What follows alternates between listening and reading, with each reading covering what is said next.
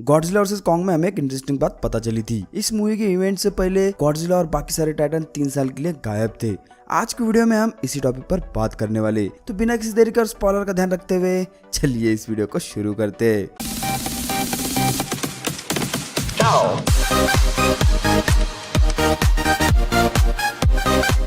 CNN news के एक report से पता चला था कि गॉडजिला और बाकी सारे टाइटन्स 3 साल के लिए गायब थे। इसे देखते हुए सबसे बड़ा सवाल ये उठता है कि इतने साल के लिए गॉडजिला और बाकी सारे टाइटन्स थे कहाँ। मूवी में गॉडजिला ने जब एपेक्स की फैसिलिटी पर अटैक किया था उस वक्त उसे सभी ने 3 साल के बाद देखा था। इसी वजह से सभी हमें मूवी में कहते दिखे थे कि गॉडजिला को एपेक्स ने किसी तरह से अटैक करने के लिए उकसाया होगा और ये वो बेवजह नहीं कर रहा है। गॉडजिला वर्सेस कॉन्ग के events Godzilla king of the monster में गिडोरा को हराकर गॉडजिला के अल्फा बनने के 5 साल बाद हुए। Godzilla king of the monster में सभी टाइटन्स ने गॉडजिला को अपना किंग और अल्फा मान लिया था। मूवी के क्रेडिट से हमें पता लगा था कि अल्फा बनने के बाद गॉडजिला ने कुछ वक्त अपने मिनियंस को समझाने में लगा दिया था। अपने किए हुए सभी नुकसान की भरपाई करने के बाद ये सभी टाइटन्स और गॉडजिला गायब हो गए थे। गॉडजिला वर्सेस कॉन्ग में गॉडजिला अकेला एपेक्स के नए गिडोरा एके मेगा गॉडजिला को हराने के लिए और कॉन्ग से लड़ने के लिए आया था। गॉडजिला वर्सेस कॉन्ग में तो हमें गॉडजिला के डिसअपीयरेंस के बारे में कुछ पता नहीं चला, लेकिन गॉडजिला की ग्राफिक नोवेल गॉडजिला डोमिनियन में हमें इसकी थोड़ी हिंट मिली। इस ग्राफिक नोवेल में गॉडजिला हमें पृथ्वी पर पेट्रोल करता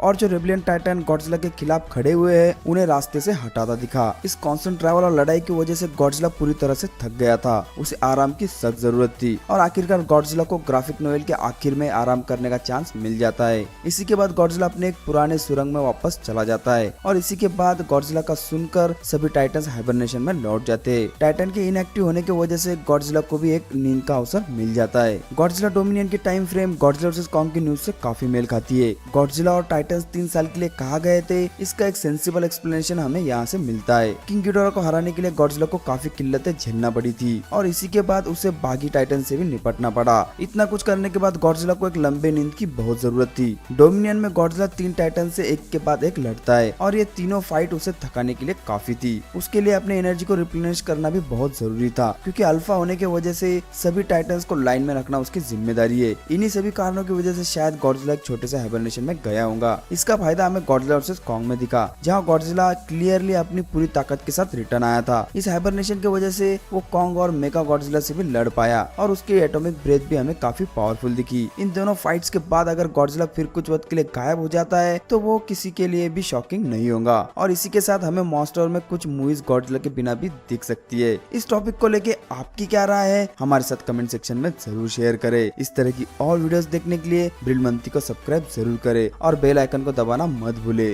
तो चलिए मिलते हैं आपसे अगले वीडियो में।